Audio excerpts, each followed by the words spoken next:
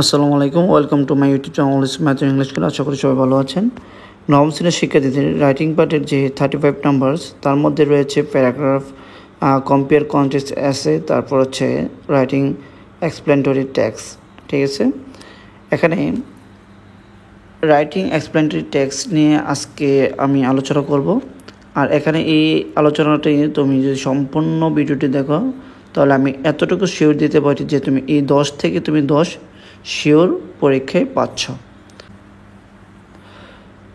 তার আগে চলো আমরা এই রাইটিং এক্সপ্লেনেটরি টেক্সটটা যে দিয়েছে, এটা আমাদের মেন বইয়ের কোথায় থেকে দিয়েছে এটি একটু আমরা আগে দেখে আসি। Okay fine. আমাদের পাঠ্য বইয়ে একটি অধ্যায় আছে, সেটা হচ্ছে জার্নি থ্রু এক্সপ্লেনেটরি টেক্সট। এই অধ্যায়ের 122 পৃষ্ঠায় তোমাদের এই এক্সপ্লেনেটরি টেক্সটে কীভাবে আনসার করতে হবে এবং এটা প্রশ্ন কীভাবে হবে এটার উপর ডিটেলস আলোচনা করেছে। তো এখান থেকে আমি তোমাদেরকে জাস্ট একটু নিয়মটা বলি। সেটা হচ্ছে এখানে তোমাদের অবশ্যই আগে প্রথমে একটা প্যাসেজ দেওয়া থাকবে। ঠিক আছে, দেখো এখানে আমরা একটা এক্সাম্পল নিয়ে আসলাম। তো এখানে তার আগে একটা কথা বলে রাখি, যারা এই মুহূর্তে আমার এই ভিডিওটি দেখছো অবশ্যই আমার চ্যানেলটাকে সাবস্ক্রাইব করে রাখো, আর নতুন নতুন ভিডিও আপডেট পেতে অবশ্যই বেল আইকনে ক্লিক করে রাখো। আমরা এটা একবারে শর্টকাট এবং সবচেয়ে সহজ উপায়ে আমরা এটা শিখব। আরেকটা মজার বিষয় হচ্ছে, এই 7 নং আনসার করতে গিয়ে তোমার কোনো বাংলা অর্থ জানতে হবে না। ঠিক আছে, অনেকেই সমস্যা হয় যে স্যার আমি তো বাংলা পারি না, তাহলে এটা কীভাবে আনসার করব। কোনো টেনশনের কিচ্ছু নাই। তোমার বাংলা না জানলেও তুমি কিন্তু এই 7 নং আমার এই উপায় যদি ফলো করো তাহলে তুমি অবশ্যই লিখতে পারবা, এবং 10 নম্বর তোমার কিন্তু নিশ্চিত থাকছে। অবশ্যই আমার চ্যানেলটিকে সাবস্ক্রাইব করে রাখো। ওকে, তাহলে চলো আমরা মূল আলোচনা চলে যাই। এখানে প্রথমে দেখো যে আমরা এখানে একটা এই হাউ ডু ইনসেক্ট ব্রিথ, এখানে একটা হেডলাইন আছে। তারপর হচ্ছে এখানে এই যে এটা হচ্ছে তোমাদের প্যাসেজ, এরকম একটা প্যাসেজ দেওয়া থাকবে তোমাদের প্রশ্নের মধ্যে। তখন তুমি এই প্যাসেজটাকে তুমি 2 থেকে 3 বার এই প্যাসেজটাকে যদি পারো পড়বা, নয়তোবা তুমি কমপক্ষে একবার তো ভালো করে তোমাকে পড়তেই হবে। ঠিক আছে, ওকে। তাহলে চলো তো আমরা এখান থেকে এই প্যাসেজ থেকে তুমি কিভাবে আনসারগুলো করবা এটা আমরা এখন শিখব। দেখো এখানে নিচে তোমাদেরকে কিন্তু এরকম একটা ছক দিবে। ঠিক আছে,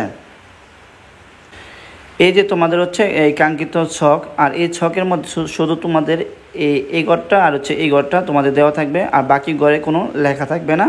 ঠিক আছে, তাহলে এখন এই পাশের যে ঘরটা আছে, the elements of an explanatory text. ঠিক আছে, যে ব্যাখ্যামূলক যে পাঠের উপাদানগুলো আছে এগুলো হচ্ছে তোমার এখানে এই সাইডে লিখতে হবে তোমাকে। আরেকটা হচ্ছে এক্সাম্পলস ইন দ্য টেক্সট, পাঠ্যাংশের যে উপাদানগুলো রয়েছে এই উপাদানগুলো তোমার এই পাশে লিখতে হবে।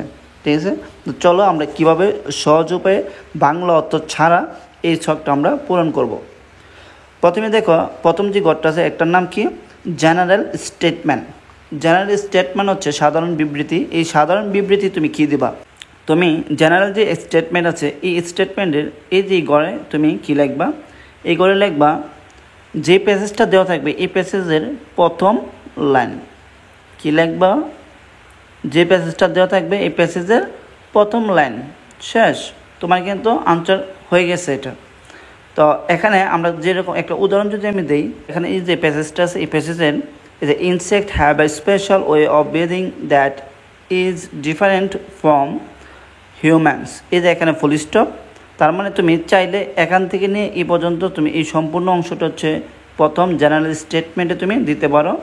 তবে আমাদের একটা সাবজেক্ট, একটা ভার্ব, একটা অবজেক্ট হইলে চলে, এই কারণে তুমি চাইলে এই ব্রিদিং পর্যন্ত দিতে পারো। কারণ কেন, এটা ইনসেক্ট হচ্ছে একটা সাবজেক্ট, হ্যাভ হচ্ছে একটা ভার্ব, আর এটা হচ্ছে একটা অবজেক্ট পজিশনে আছে। তো এই হিসাবে তুমি এতটুকু অংশ যদি দিতে চাও তাহলে তোমার কিন্তু আনসারটা সঠিক। ওকে, এখন কেউ যদি মনে করে যে না স্যার আমি ধরতে পারি না, তাহলে তুমি পুরো অংশটি দিতে পারো, কোনো সমস্যা নেই। ওকে, এরপরে দেখো আমাদের দ্বিতীয় যে ঘরটা, the text uses A title why or how. তোমার একটা প্যাসেজ দেওয়া থাকবে, এই প্যাসেজটা হোয়াই অথবা হাউ দিয়ে একটা টাইটেল দেওয়া থাকবে।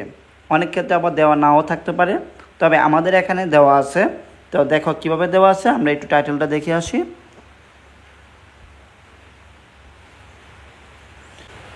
দেখো এখানে আমাদের এই যে একটা টাইটেল দেওয়া আছে, হাউ ডু ইনসেক্ট ব্রিথ, এই যে আমাদের টাইটেল দেখেছো। এরকম পেজের উপরে একটা টাইটেল দেওয়া থাকতে পারে, আবার নাও দেওয়া থাকতে পারে। যদি দেওয়া থাকে তাহলে তুমি এই গড়টা নিতে পারো, যে হাউ ডু ইনসেক্ট ব্রিথ। এই গড়টা নিয়ে শুধু, এই লেখাটা নিয়ে শুধু তুমি ওই গড়ে বসাই দেবা, শেষ, তোমার কিন্তু আনসার হয়ে যাবে। তার মানে এই যে এই গড়টে আমি কিন্তু এখানে যদি হাউ ডু, এই যে এই কথাটা যদি লিখে দিই এখানে হাউ ডু ইনসেক্ট, তাহলে কিন্তু আমাদের এখানে এটার আনসার হয়ে যাবে। এরপরে দেখো 3 নম্বর গড়টা কী বলছে, প্রেজেন্ট টেন্স ইউজেস। ওকে, মানে আমার এই টেক্সটের মধ্যে যে প্রেজেন্ট টেন্সগুলো ইউজ হয়েছে, এখানে এই ভার্বগুলো আমার এই গড়ে বসাতে হবে, ঠিক আছে। তাহলে দেখো তুমি প্যাসেজটা একটু, এই জন্যই বলছি প্যাসেজটাকে তোমাকে প্রথমেই 1-2 বার ভালো করে পড়তে হবে। দেখো এখানে একটা জিনিস খেয়াল করো, যে প্রথম লাইনটি হচ্ছে এখানে এই যে হ্যাভ, প্রেজেন্ট টেন্স। তারপর হচ্ছে তোমার এই যে ইজ, এখানেও এটা প্রেজেন্ট টেন্স। তারপর হচ্ছে তোমার এখানে এই যে ইউজ, এটা হচ্ছে প্রেজেন্ট টেন্স। ওকে, এরপর হচ্ছে তোমার এই যে এখানে আর, এটাও তোমাদের প্রেজেন্ট টেন্স। এরপরে আরও আছে যে ইন্টার্স, এটা প্রেজেন্ট টেন্স। এরপরে এই যে ট্রাভেলস, এটা হচ্ছে একটা প্রেজেন্ট টেন্স। এরপরে তোমার এই যে অ্যালাউস, এটা হচ্ছে তোমার present tense. Need, present tense. এরপর এই যে ইজ, এটাও একটা প্রেজেন্ট টেন্স। মানে এখানে প্রেজেন্ট টেন্স অনেকগুলো ব্যবহার করা হয়েছে। তার মানে হচ্ছে আমরা এখান থেকে ভার্বগুলো নিয়ে আমি কী করবো, ওই গড়ে বসাই দেবো, শেষ। আমি এই 3 নম্বর করে এখানে ভার্বগুলো বসাই দেবো, ঠিক আছে। যেমন হ্যাভ ব্যবহার হয়েছে, হ্যাঁ, তারপর হচ্ছে তোমার হ্যাজ ব্যবহার হয়েছে, ইজ ব্যবহার হয়েছে, আর ব্যবহার হয়েছে। এখানে এই কমা কমা দিয়ে তুমি এইগুলা লিখে দিলে কিন্তু প্রেজেন্ট টেন্সের এই গড়টা ফিল আপ হয়ে যাবে। এরপর হচ্ছে ইনক্লুড এক্সাম্পলস আর নেসেসারি ইনফরমেশন। এই দুইটা জিনিস হচ্ছে একই রকম। তুমি এই গড়টার জন্য তুমি প্যাসেজ থেকে একটা গুরুত্বপূর্ণ লাইন নিবা এবং উদাহরণসহ। আরেকটা হচ্ছে নেসেসারি ইনফরমেশন, এটা হচ্ছে এই প্যাসেজের মূল যে ভাব, যে সেন্টেন্স দ্বারা মানে মূল ভাবটা প্রকাশ পেয়েছে, ওই লাইনটা খালি এখানে লিখে দেবা, শেষ। যেমন এক্সাম্পল হিসাবে আমরা এখানে দিতে পারি, যেমন তুমি যে ইনস্টেড অফ, এখান থেকে শুরু করে অক্সিজেন পর্যন্ত দিয়ে দেবে এক্সাম্পলস। আরেকটা হচ্ছে এই যে হোয়েন থেকে নিয়ে তুমি ডিরেক্টলি পর্যন্ত দিয়ে দিবা। এরপর এটা যেখানে নেসেসারি ইনফরমেশনের করে তুমি দিয়ে দিলে এই যে হোয়েন থেকে নিয়ে এই ডিরেক্টলি পর্যন্ত, তাহলে কিন্তু তোমাদের আনসারগুলো হয়ে যাচ্ছে, ঠিক আছে।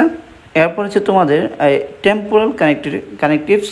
এই টেম্পোরাল কানেকটিভস কীভাবে তুমি করবা, তোমার তো প্রথমে দেখতে হবে প্রশ্নের মধ্যে ফার্স্টলি, ফার্স্ট, দেন, তারপর হচ্ছে সো, তারপর হচ্ছে ফাইনালি, সেকেন্ডলি, থার্ডলি, এরকম অ্যাডভার্বগুলো দিয়ে যে সেন্টেন্সটা শুরু হয়েছে, ওইগুলো হচ্ছে তোমার টেম্পোরাল কানেকটিভস, ঠিক আছে।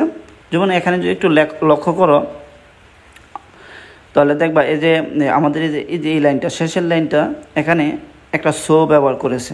তার মানে এখানে তুমি একটি মতো সো আছে, আর বাকিগুলো এখানে সাবজেক্ট দ্বারা শুরু হয়েছে।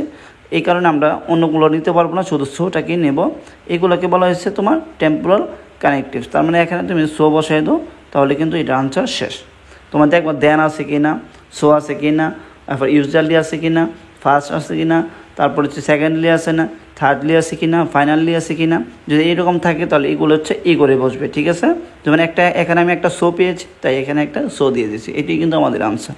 তার মানে তোমরা সহজে কিন্তু এখন বুঝে গেছো যে এই শখগুলো তুমি কিভাবে পূরণ করবা। তা অবশ্যই এই ভিডিওটা যদি ভালো লেগে থাকে, আমি আবারও বলছি, এই ভিডিওটা যদি ভালো লেগে থাকে তাহলে আমার চ্যানেলটিকে সাবস্ক্রাইব করে রাখো। নতুন নতুন ভিডিও পেতে অবশ্যই বেল আইকনে ক্লিক করে রাখো। আগামী ক্লাসে আবারও দেখা হবে। আল্লাহ হাফিজ।